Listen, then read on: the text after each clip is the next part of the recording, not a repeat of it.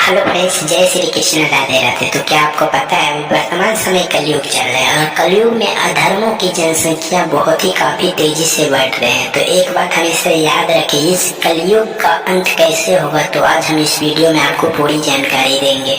हिंदू धर्म ग्रंथों के अनुसार वर्तमान युग कलयुग है। 4 युगों सतयुग, त्रेता युग, द्वापर और कलयुग में सबसे अंतिम और अंधकारपूर्ण युग।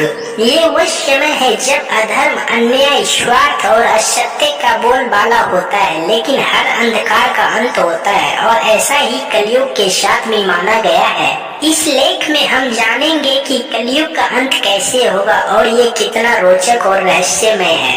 कलयुग की शुरुआत महाभारत युद्ध के बाद हुई, जब भगवान श्री कृष्ण ने पृथ्वी से अपने स्वधाम लौटने का निर्णय लिया। ऐसा कहा जाता है कि इस युग में मनुष्य की नैतिकता गिरती जाएगी, रिश्तों का मूल्य कम हो जाएगा, धन और सत्ता ही परम उद्देश्य बन जाएगा। धर्म की जगह अधर्म की विस्तार होगा और सत्पुरुषों की संख्या बहुत कम हो जाएगी।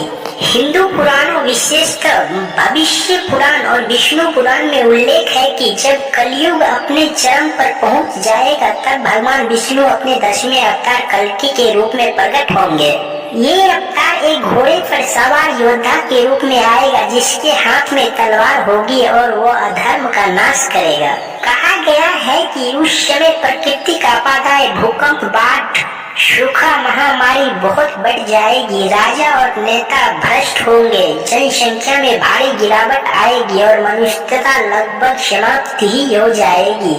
ये समय मानव की सबसे बड़ी परीक्षा होगी।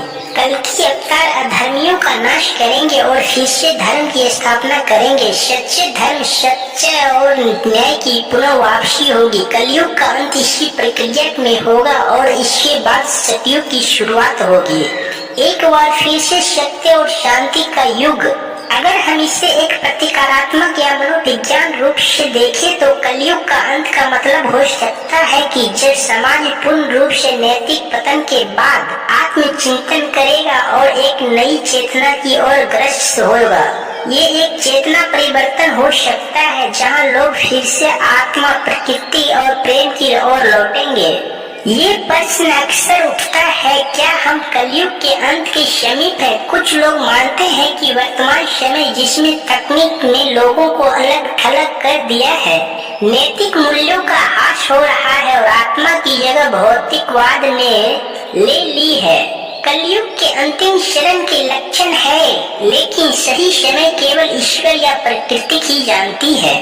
कलयुग का अंत केवल एक विनाश नहीं, बल्कि पूर्ण जागरण और प्रतीक है। यह याद दिलाता है कि अंधकार कितना भी घना क्यों ना हो, अंततः प्रकाश आता है, चाहे हम इसे पौराणिक रूप से ले या फिर प्रतीकात्मक रूप में। इसका सार यही है कि हर पतन के बाद उत्थान निश्चित है। कल्कि का आगमन न केवल धर्म की पुनः स्थापना का प्रतीक है, बल्कि यह भी संदेश देता है कि हमें स्वयं अपने भीतर के अधर्म से लड़ना है।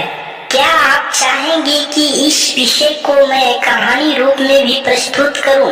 हेलो फ्रेंड्स, तो आज का वीडियो आप लोगों को अच्छा लगा हो तो हमारे वीडियो को लाइक, कमेंट, शेयर जरूर कीजिए। अगर आप हमारे चैनल पे नए आए हैं तो हमारे चैनल को सब्सक्राइब करें और बेल आइकन को जरूर दबाएं, ताकि ऐसा वीडियो सबसे पहले आपको नोटिफिकेशन में मिल जाए। जय श्री कृष्ण, राधे राधे।